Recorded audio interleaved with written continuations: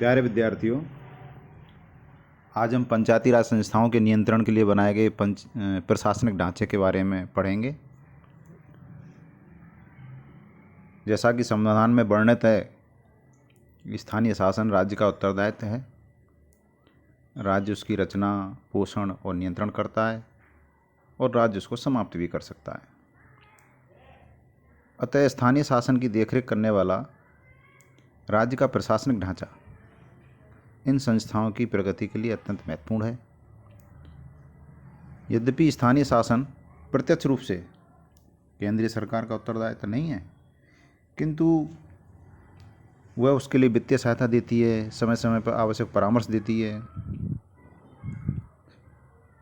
वैसे भी स्थानीय शासन इतना महत्वपूर्ण क्षेत्र है कि उसकी देखभाल का उत्तरदायित्व एकमात्र राज्य के ऊपर नहीं छोड़ा जा सकता।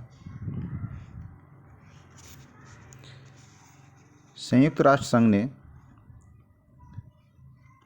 एक प्रतिवेदन प्रस्तुत किया था जिसका शीर्षक था राष्ट्रीय तथा स्थानीय विकास के लिए विकेंद्रीकरण। इसमें वर्णन था कि संघीय व्यवस्था में ऐसे मंत्रालय अथवा विभाग की जिसके सुपुर्द स्थानीय शासन के मामलों का विशेष उत्तरदायित्व हो, उपयुक्तता इस बात पर निर्भर होगी कि स्थानीय शासन के संबंधों और संघीय उपकरणों के कार्यकलाप के बीच तालमेल स्थापित करने की कितनी आवश्यकता है। अर्थात केंद्रीय सरकार के स्तर पर भी एक ऐसे उपकरण की स्थापना की जानी चाहिए जो इस संघ और स्थानीय शासन के बीच तालमेल स्थापित कर सके।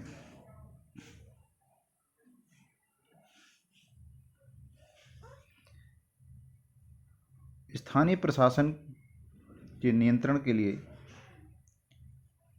इस अध्याय में मुख्यतः हम 4 संगठनों का अध्ययन करेंगे, जैसे ग्रामीण विकास विभाग,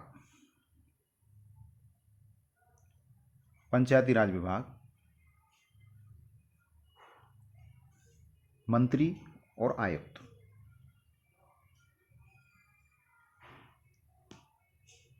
अगर केंद्रीय सरकार के स्तर पर हम बात करें तो केंद्रीय सरकार के स्तर पर जो मंत्रालय होता है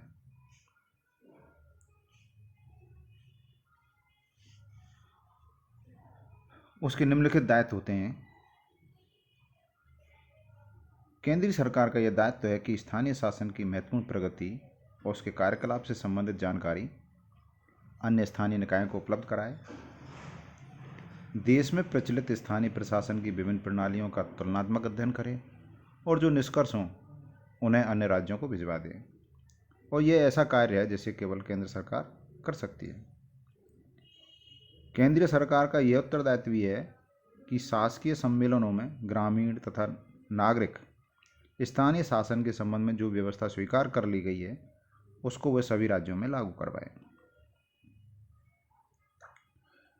देश में केंद्रीय सरकार ही ऐसी सत्ता है जो राज्यों की सरकारों को स्थानीय शासन के विषय में उनकी भूलों और कमियों को बतला सकती है।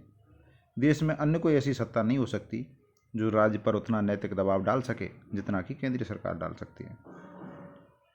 इस बात की भी आवश्यकता है कि केंद्रीय स्तर पर एक ऐसा पृथक संगठन हो जो उसकी वित्तीय स्थिति में स्थानीय शासन का समर्थन कर सके, जब केंद्रीय मंत्रालयों की विभिन्न नीतियों का स्थानीय शासन के कार्य में हस्तक्षेप होता हो।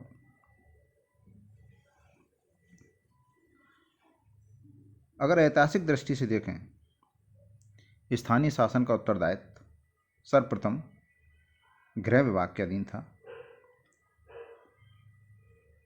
बाद में इसका उत्तरदायित्व स्वास्थ्य मंत्रालय के अधीन कर दिया गया। तत्पश्चात सामुदायिक मंत्रालय के अधीन कर दिया गया और वर्तमान में यह उत्तरदायित्व ग्रामीण विकास मंत्रालय देखता है। पंचायती राज इस समय ग्रामीण मंत्रालय के अधीन है।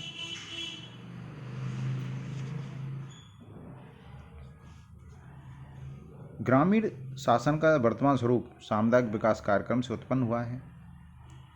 ग्रामीण स्थानीय शासन की देखरेख करने वाला विभाग जो पूर्व में सामुदायिक विकास विभाग था, लेकिन सामुदायिक विकास कार्यक्रम की असफलता के बाद इसकी कमान ग्रामीण विकास मंत्रालय को सौंप दी गई और इसी मंत्रालय के अंतर्गत ग्रामीण स्थानीय शासन आता है। यह निम्नलिखित कार्यों की देखरेख करता है।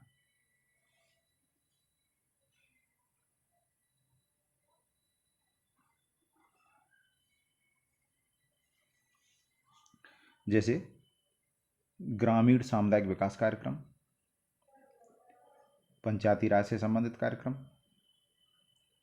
सामुदायिक विकास कार्यक्रम और पंचायती राज के संबंध में अध्ययन और शोध से संबंधित कार्यक्रम।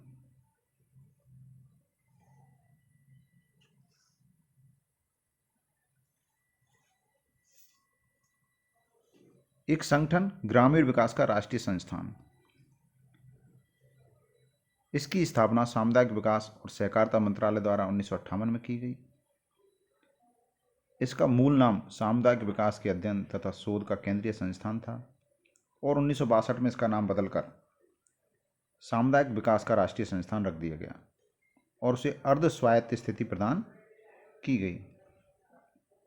यह संस्थान स्थानीय शासन के क्षेत्र में अध्ययन तथा शोध का कार्य करता है और यह ग्रामीण विकास तथा पंचायती राज के संबंध में अध्ययन और शोध का शीर्षस्थ संस्थान है। केंद्रीय स्तर की भांति राज्य स्तर पर भी स्थानीय शासन की देखरेख करने के लिए पृथक विभाग होता है और इस विभाग के निम्नलिखित दायित्व होते हैं।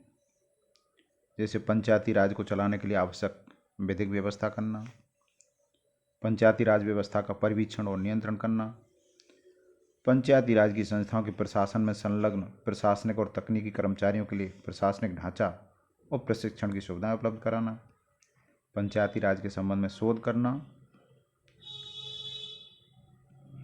पंचायती राज संस्थाओं को मार्गदर्शन हेतु नेतृत्व प्रदान करना, प्रोत्साहन देना, मानक निर्धारित करना आदि मुख्य कार्य होते हैं।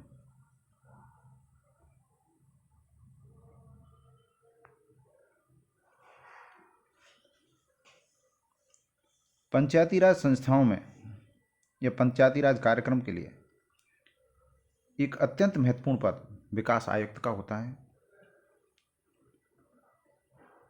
राज्य का विकास आयुक्त सामुदायिक विकास कार्यक्रम तथा पंचायती राज आंदोलन का अगुवा होता है। इस पद को सर्वप्रथम 1952 में स्थापित किया गया था और उसको सामुदायिक विकास कार्यक्रम को क्रियान्वित करने का उत्तरदायित्व सौंपा गया था। जब 1953 में राष्ट्रीय प्रसार सेवा आरंभ की गई तो उसका प्रशासन भी विकास आयुक्त के सुपुर्द कर दिया गया। पंचायती राज का उत्तरदायित्व भी उसी के हाथों में है।